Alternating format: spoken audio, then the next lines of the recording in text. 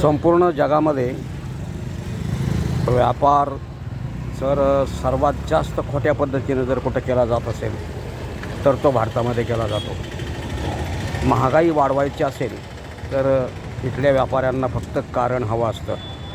आता युद्धाचं कारण घेऊन पेट्रोल, तेल, डिझेल किंवा अन्य वस्तू, गॅस हे मिळत नाही, मिळणार नाही अशा काहीतरी अफवा वाढवून उगीच दरवाढ करायची आणि जनतेवर त्याचा भार टाकायचा. सरकार एकपट तर व्यापारी धापट अशी अवस्था या देशामध्ये आहे. 1 रुपया वाढलेला असता की 5 रुपये वाढवायचे आणि आगाऊचा नफा कमवायचा, अशी ही नीच प्रवृत्तीची व्यापार पद्धती आपल्या या देशामध्ये दिवसेंदिवस फोफावत चालली आहे.